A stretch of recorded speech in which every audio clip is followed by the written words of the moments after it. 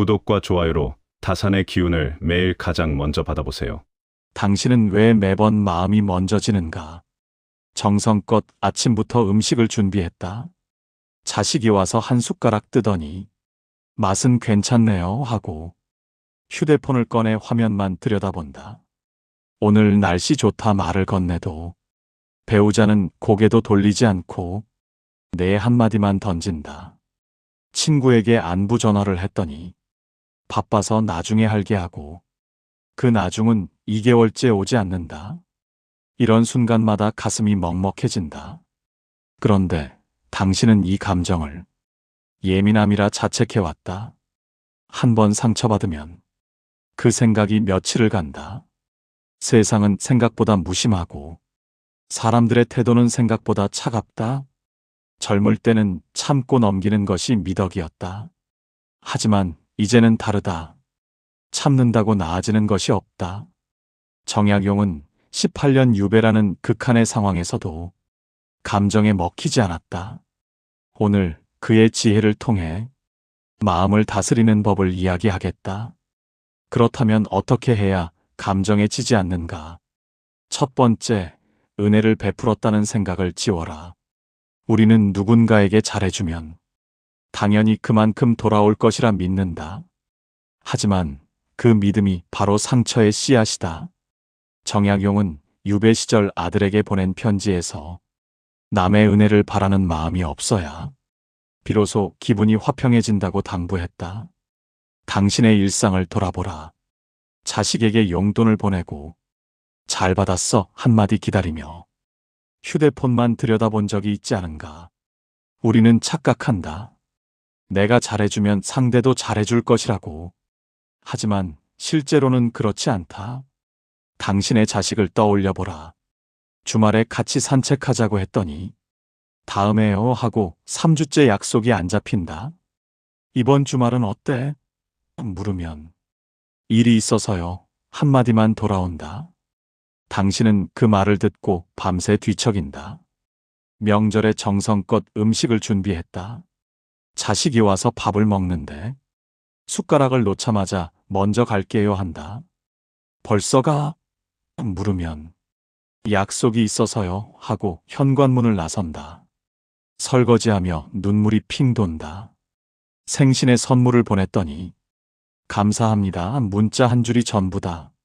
뭘 보냈는지 물어보지도 않는다. 이런 일들이 반복되면 마음에 멍이 든다. 내가 뭘 잘못했나 싶고 쓸모없는 사람이 된 것 같다. 이것이 바로 기대가 만든 상처다. 내가 아는 한 분이 있다. 올해 68살인 전직 교사 이정순 씨다. 이 씨는 오랜 친구에게 귀한 선물을 보냈다. 직접 고른 건강식품이었다. 그런데 친구는 잘 받았어요. 짧은 문자만 보냈다. 어떤 건강식품인지 열어봤다는 말도 없었다. 예전 같으면 성의가 없다며 화가 났을 것이다.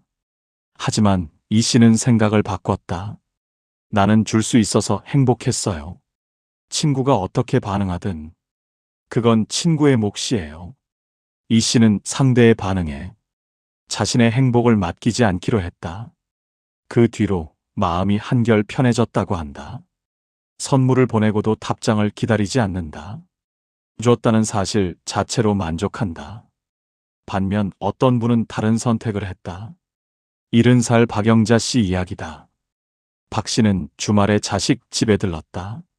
청소도 해주고 반찬도 만들어 놓고 왔다. 그런데 저녁에 자식에게서 전화가 왔다.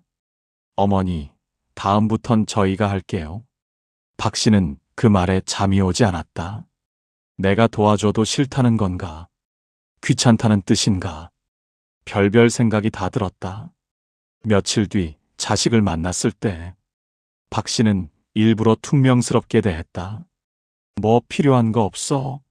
물어도 됐어 한마디만 던졌다.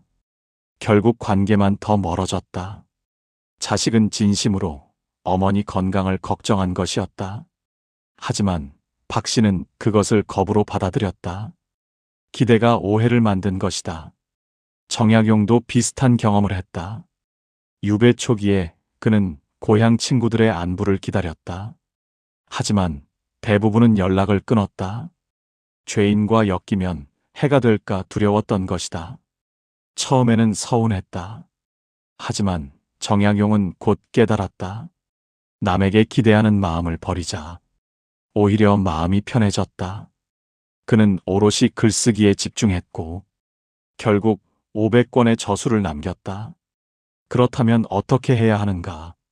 첫째, 해줬다는 기억을 1시간 안에 잊어라. 선물을 보내고 나면 바로 다른 일을 하라. 답장을 기다리며 휴대폰을 보지 마라. 둘째, 상대의 반응을 내 가치와 연결하지 마라. 상대가 무심하게 대해도 그건 상대의 문제다. 당신의 가치는 변하지 않는다. 셋째, 줄 수 있다는 것 자체에 감사하라. 줄 능력이 있다는 것은 축복이다. 받는 것까지 바라면 욕심이다. 넷째, 기대했다가 실망하면 기대를 점검하라. 내가 너무 많은 것을 바랐는지 돌아보라. 기대를 낮추면 실망도 줄어든다. 다섯째, 상대방의 입장에서 한번 생각해보라. 자식도 바쁜 삶을 살고 있다. 무심한 것이 아니라 여유가 없는 것일 수 있다. 이런 작은 변화들이 마음의 평화를 만든다. 정약용은 이렇게 말했다. 준 것으로 족하니 받을 것은 잊어라. 지금까지 기대를 내려놓는 것에 대해 이야기했다. 이제 두 번째로 중요한 것을 말하겠다. 두 번째, 즉시 대꾸하지 말고 하루를 묵혀라. 감정은 불꽃과 같다. 순간적으로 타오르지만 시간이 지나면 사그라든다. 문제는 그 불꽃이 타오를 때 우리가 먼저 입을 열어버린다는 것이다. 정약용은 편지를 쓰고도 바로 보내지 않았다. 혹시 감정이 실렸을까봐 이튿날 다시 읽고 고쳐서 보냈다. 그만큼 말 한마디의 무게를 알았던 것이다. 당신의 일상을 돌아보라. 누군가의 말에 순간 화가 치밀어 바로 쏘아붙인 적이 있지 않은가. 우리는 착각한다. 그 순간 한마디 해야 속이 시원할 것이라고. 하지만 실제로는 후회만 남는다. 당신의 경험을 떠올려보라. 친구들과 모임에 갔다. 누군가 요즘 안색이 안 좋아 보여 한다. 그 말에 속이 상해서 너나 잘해 하고 쏘아붙인다. 분위기는 싸늘해지고 집에 와서 밤새 후회한다. 자식에게 전화했더니 지금 바빠요 하고 끊는다. 화가 나서 바로 문자를 보낸다. 바쁘면 됐어. 다신 전화 안 할게. 자식은 당황하고 당신은 후회한다. 배우자가 당신 말을 듣다가 내내 하며 딴청을 피운다. 내 말이 그렇게 재미없어? 버럭 소리친다. 배우자는 뭐가 그래 하고 방으로 들어간다. 그날 저녁 내내 냉전이다. 이런 일들이 반복되면 관계에 금이 간다. 한순간의 말이 오랜 정을 무너뜨린다. 이것이 바로 즉각 반응의 위험이다. 내가 아는 한 분이 있다. 올해 65살인 주부 김순희 씨다. 김 씨의 며느리가 어느 날 전화를 했다. 어머니, 이번 여행은 저희끼리 다녀올게요. 가슴이 철렁했다. 나는 빼고 간다는 건가? 예전 같으면 바로 왜? 내가 뭘 잘못했어? 했을 것이다. 하지만 김 씨는 꾹 참았다. 그래, 잘 다녀오렴 하고 전화를 끊었다. 그날 김 씨는 동네를 한 바퀴 산책했다. 걸으면서 생각을 정리했다. 젊은 부부끼리 시간도 필요하겠지.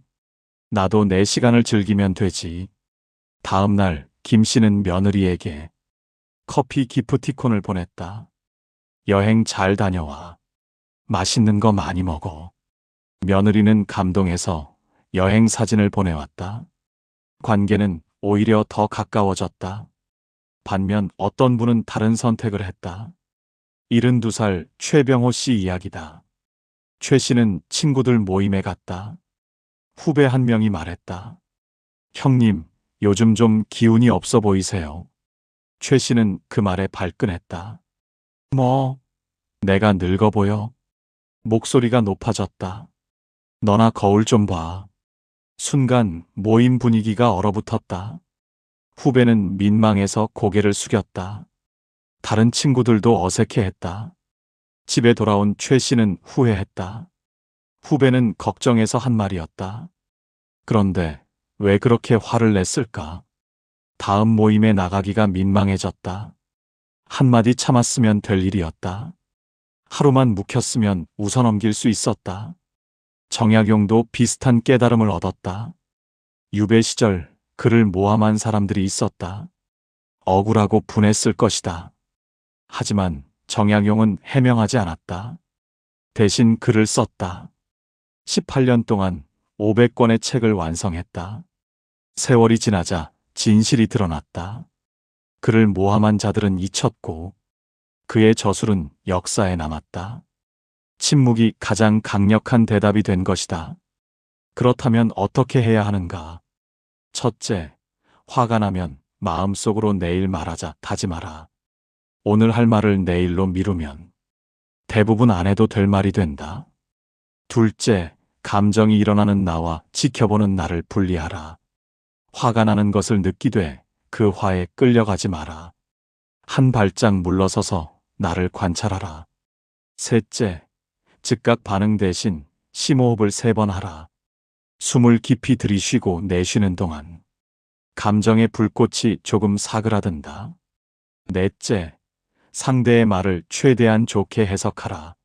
안색이 안 좋다는 말은 공격이 아니라 걱정이다. 의도를 좋게 보면 화가 덜 난다. 다섯째, 후회할 말은 차라리 안 하는 것이 낫다. 말은 뱉으면 주워 담을 수 없다.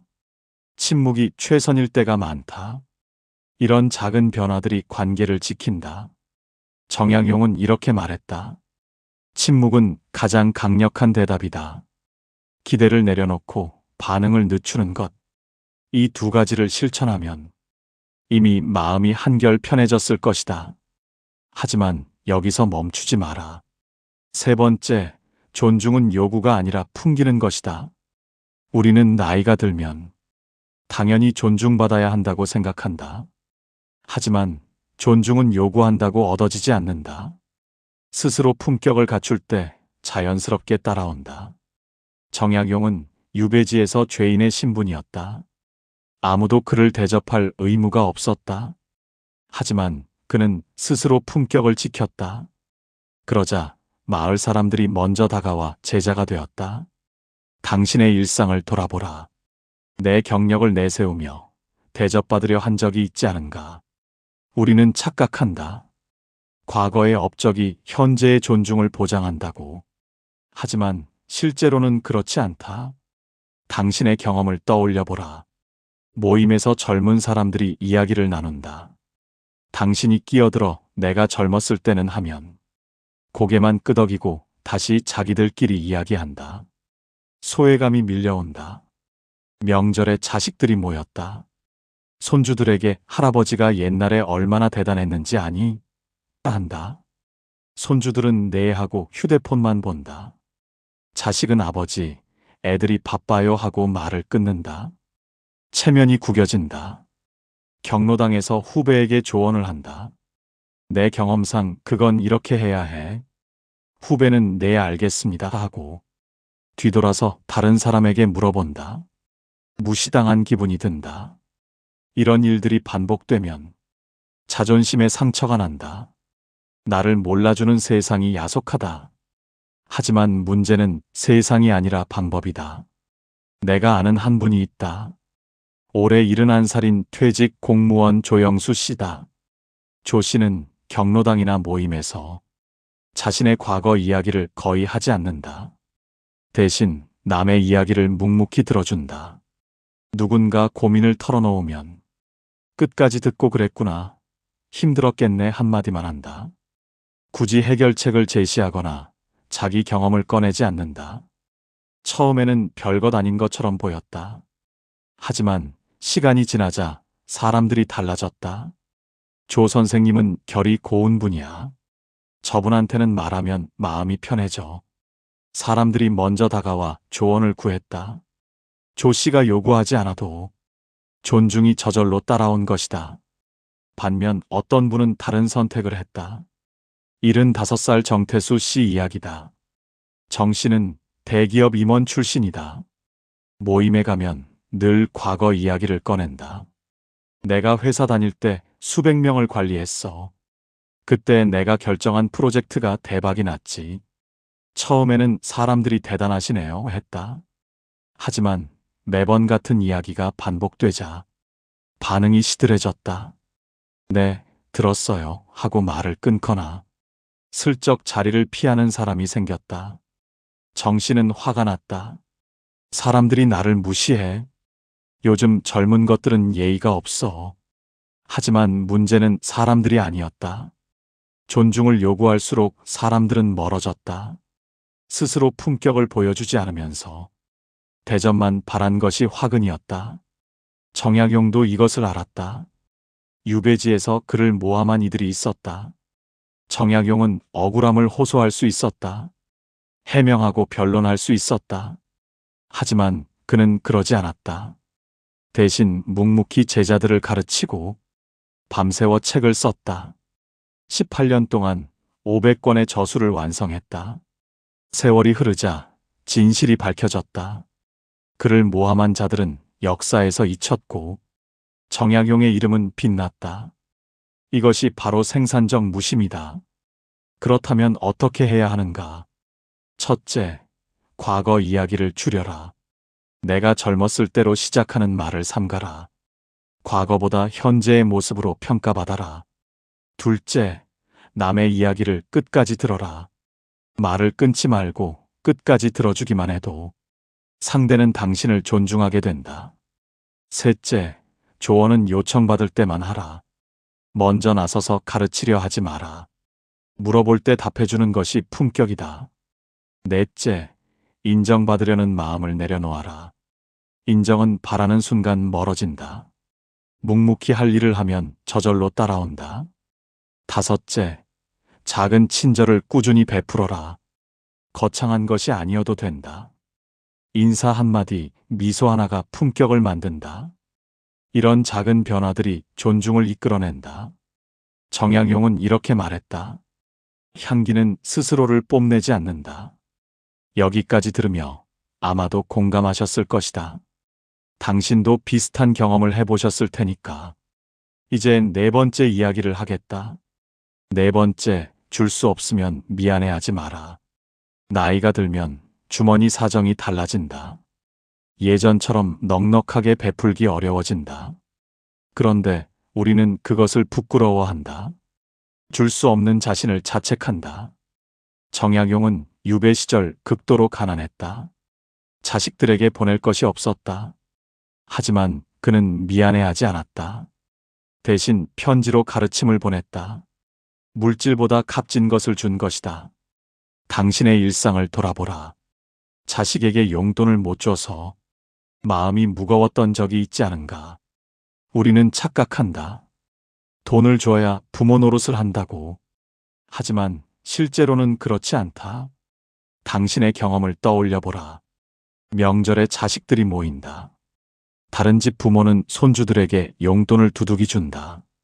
당신은 주머니 사정이 여의치 않다. 5만 원짜리 봉투를 내밀며 할아버지가 많이 못 줘서 미안해한다. 손주는 괜찮아요 하고 받아간다. 그런데 그 뒤로 며칠이 마음에 걸린다. 자식이 집을 산다고 한다. 다른 부모들은 몇 천만 원씩 보태준다던데 당신은 그럴 형편이 안 된다. 도움을 못 줘서 미안하다 말하면 자식은 괜찮아요 한다. 하지만 당신은 괜찮지 않다. 친구들 모임에서 회비를 낸다. 예전에는 내가 낼게 하며 통 크게 냈는데 이제는 자기 몫 내기도 빠듯하다. 괜히 주눅이 든다. 이런 일들이 반복되면 스스로 작아지는 기분이 든다. 쓸모없는 사람이 된 것 같다. 하지만 이것은 착각이다. 내가 아는 한 분이 있다. 올해 69살인 퇴직 교사 한정혜 씨다. 한 씨는 퇴직 후 연금으로 생활한다. 넉넉하지 않은 형편이다. 자식이 창업한다고 했을 때 보태줄 돈이 없었다. 예전 같으면 미안해하며 끙끙 앓았을 것이다. 하지만 한 씨는 다르게 생각했다. 내가 줄 수 있는 건 돈만이 아니야. 한 씨는 자식의 가게에 일주일에 2번 가서 청소를 도왔다. 손주를 봐주며 자식이 일에 집중하게 했다. 가끔 직접 만든 반찬을 가져다 줬다. 자식은 나중에 이렇게 말했다. 어머니가 와주셔서 얼마나 힘이 됐는지 몰라요. 돈보다 그게 더 고마웠어요. 한 씨는 미안해하지 않았기에 당당하게 다른 방식으로 도울 수 있었다. 반면 어떤 분은 다른 선택을 했다. 73살 윤석호 씨 이야기다. 윤 씨도 형편이 넉넉하지 않다. 자식이 결혼할 때 다른 집처럼 목돈을 보태주지 못했다. 그 뒤로 윤 씨는 자식을 피했다. 얼굴을 볼 면목이 없어. 명절에도 핑계를 대고 안 갔다. 전화도 먼저 하지 않았다.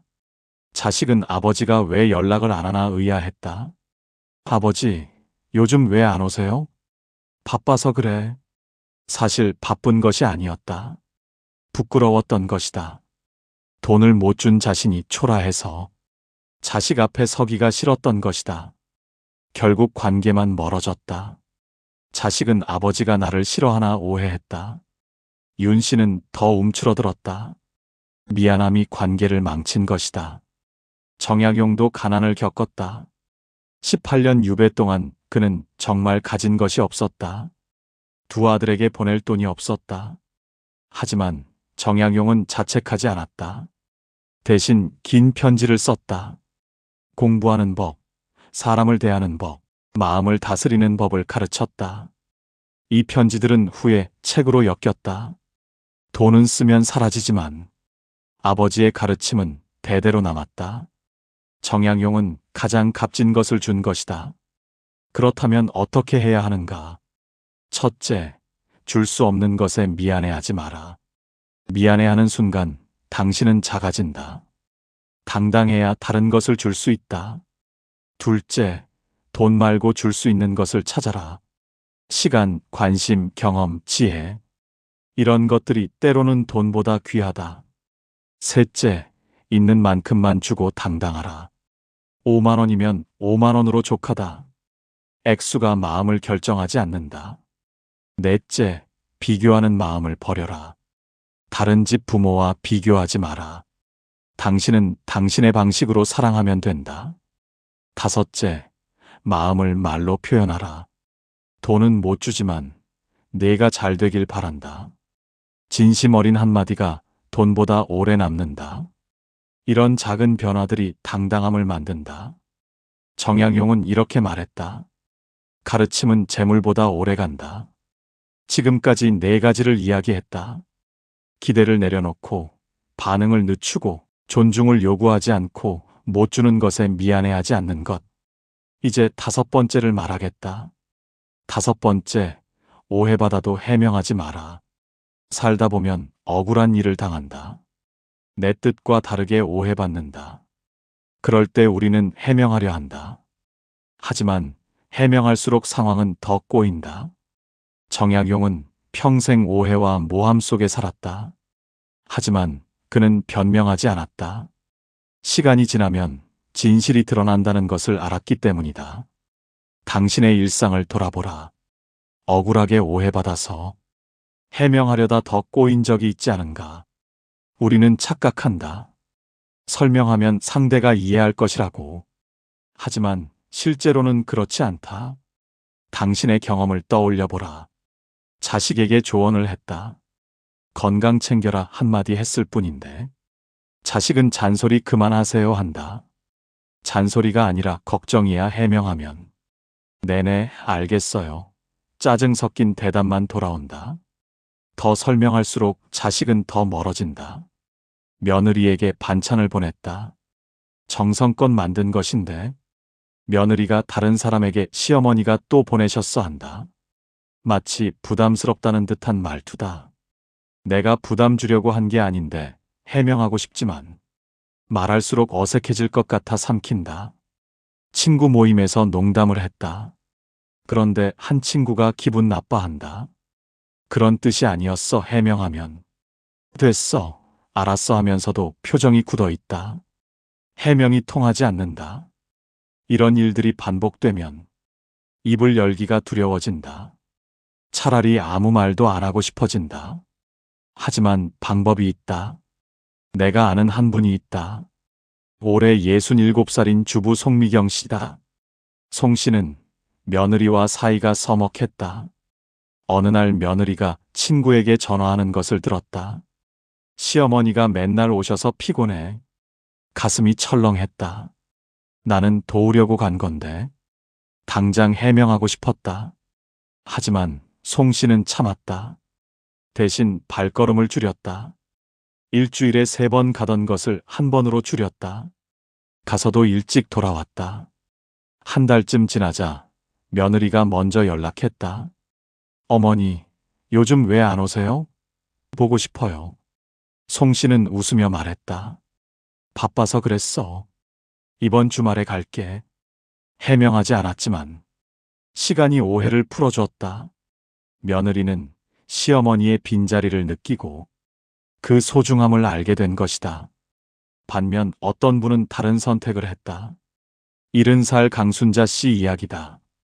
강 씨도 비슷한 일을 겪었다. 자식이 어머니 좀 덜 오셨으면 했다. 강 씨는 발끈했다. 내가 언제 패 끼쳤어?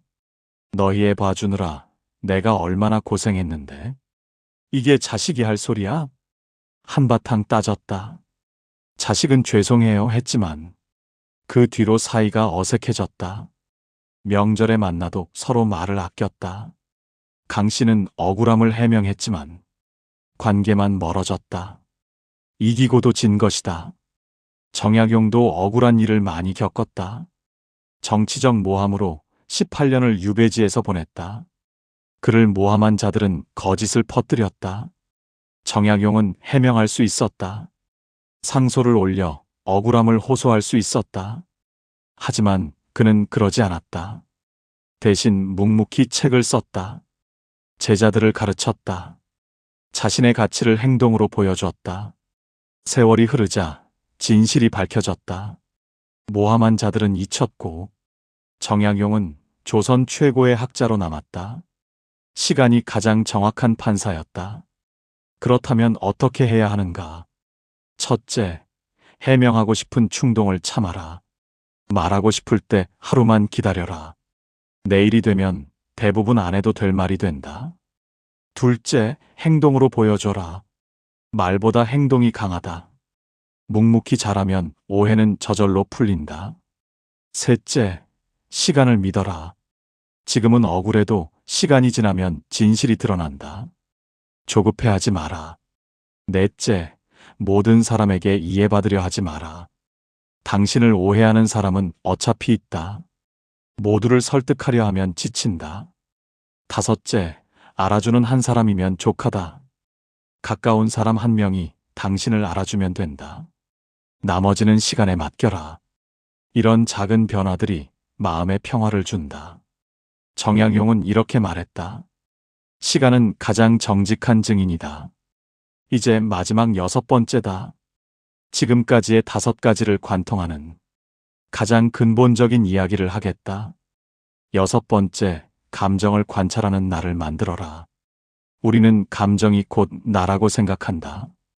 화가 나면 내가 화가 된다. 슬프면 내가 슬픔이 된다. 하지만 감정은 나를 지나가는 구름일 뿐이다. 정약용은 이것을 무심이라 불렀다. 감정을 없애는 것이 아니라 감정과 나 사이에 거리를 두는 것이다. 당신의 일상을 돌아보라. 감정에 휩쓸려 후회한 적이 있지 않은가? 우리는 착각한다. 감정을 느끼면 바로 행동해야 한다고. 하지만 실제로는 그럴 필요가 없다. 당신의 경험을 떠올려 보라. 아침에 자식에게 전화했다. 지금 바빠요 하고 끊긴다. 서운함이 밀려온다. 그 서운함이 하루 종일 따라다닌다. 밥맛도 없고 잠도 안 온다. 배우자가 당신 말을 건성으로 듣는다. 응 하면서 텔레비전만 본다. 화가 치민다. 그 화 때문에 저녁 내내 말을 안 한다. 분위기가 싸늘해진다. 친구 모임에서 누군가 당신을 빼고 약속을 잡았다. 나중에 알게 됐다. 소외감이 몰려온다. 그 소외감이 일주일을 간다. 그 친구를 볼 때마다 마음이 불편하다. 이런 일들이 반복되면 감정의 노예가 된다. 작은 일에도 크게 흔들린다. 마음이 편할 날이 없다. 내가 아는 한 분이 있다. 올해 66살인 퇴직 간호사 박은정 씨다. 박 씨는 예전에 감정 기복이 심했다. 자식이 전화를 안 하면 하루 종일 우울했다. 남편이 무심하면 며칠을 끙끙 앓았다. 그러다 건강이 나빠졌다. 혈압이 오르고 잠을 못 잤다. 이러다 큰일 나겠다 싶었다. 박 씨는 방법을 바꿨다. 감정이 올라올 때 한 발짝 물러서기로 했다. 자식이 전화를 안 하면, 아, 내가 지금 서운함을 느끼고 있구나 관찰한다. 그 서운함에 빠지지 않고 바라보기만 한다. 신기하게도 10분쯤 지나면 감정이 가라앉는다. 남편이 무심하게 대하면, 아, 내가 지금 화가 나고 있구나 알아챈다. 화에 끌려가지 않고 지켜본다. 조금 지나면 화가 스르르 풀린다. 박 씨는 이것을 매일 연습했다. 처음에는 어려웠지만 점점 익숙해졌다. 요즘은 마음이 훨씬 편하다고 한다. 혈압도 안정됐다. 감정은 파도 같아요. 올라왔다가 내려가요. 그걸 알고 나니 두렵지 않아요. 반면 어떤 분은 다른 선택을 했다. 69살 이복순 씨 이야기다. 이 씨는 감정에 솔직한 것이 미덕이라 믿었다. 화가 나면 바로 표현했다. 슬프면 며칠이고 슬픔에 빠져 있었다. 자식이 생일에 전화만 하고 오지 않았다.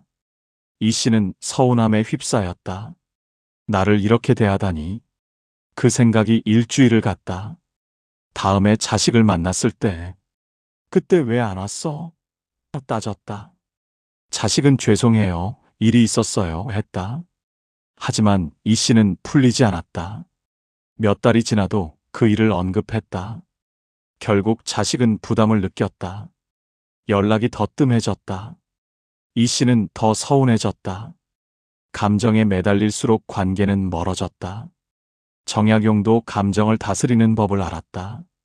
18년 유배 동안 그는 분노와 억울함을 느꼈을 것이다.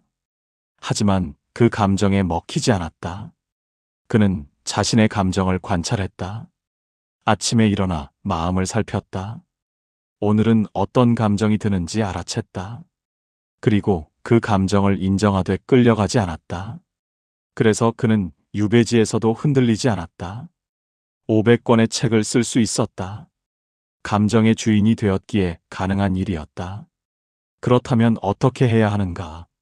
첫째, 감정이 올라오면 이름을 붙여라. 아, 지금 내가 화가 나는구나. 아, 지금 내가 서운한 거구나. 이름을 붙이는 순간 거리가 생긴다. 둘째, 감정을 판단하지 마라. 화가 나는 것이 나쁜 게 아니다. 슬픈 것이 약한 게 아니다. 그냥 느끼고 있다고만 인정하라. 셋째, 감정은 지나간다는 것을 기억하라. 지금 아무리 힘들어도 내일은 다르다. 파도처럼 왔다가 가는 것이 감정이다. 넷째, 하루에 한 번 마음을 살펴라. 아침이나 저녁에 잠깐 멈추고 오늘 어떤 감정을 느꼈는지 돌아보라. 다섯째, 감정에 반응하기 전에 3번 숨을 쉬어라. 숨을 쉬는 동안 감정과 거리가 생긴다. 그 거리가 후회를 막아준다. 이런 작은 변화들이 마음의 주인을 만든다. 정약용은 이렇게 말했다. 마음을 다스리는 자가 세상을 다스린다. 이제 당신은 무심에 대해 깊이 이해하게 되었다. 첫째, 기대를 내려놓아라. 둘째, 즉시 반응하지 마라. 셋째, 존중을 요구하지 마라. 넷째, 못 주는 것에 미안해하지 마라. 다섯째, 오해에 해명하지 마라. 여섯째, 감정을 관찰하라. 이 6가지만 기억해도 당신의 마음은 고요해질 것이다. 지난 세월 당신은 정말 수고했다. 가족을 위해 밤잠을 줄이며 일했고, 자식을 위해 자신을 뒤로 밀었다. 주변 사람들 눈치 보며 참고 또 참았다. 하지만 이제는 달라져도 된다. 당신의 마음을 먼저 챙겨도 된다. 감정에 휘둘리지 않아도 된다. 당신은 누군가의 짐이 아니다. 당신은 스스로 빛나는 사람이다. 오늘부터 하루만 늦게 반응해보라. 하루만 기대를 내려놓아보라. 그 작은 변화가 삶을 바꿀 것이다. 정약용은 18년 유배에서도 흔들리지 않았다. 그는 이렇게 말했다. 무심은 냉정이 아니라 가장 뜨거운 노력이다. 오늘의 이야기는 여기까지입니다. 저희 정약용 인생 지침은 앞으로도 당신의 삶에 빛이 되는 소중한 한마디를 전해드리겠습니다. 구독과 좋아요로 마음을 나눠주시고 어느 지역에서 들으셨는지 댓글 남겨주시면 한 분 한 분 인사드리겠습니다. 끝까지 시청해 주신 여러분 진심으로 감사합니다.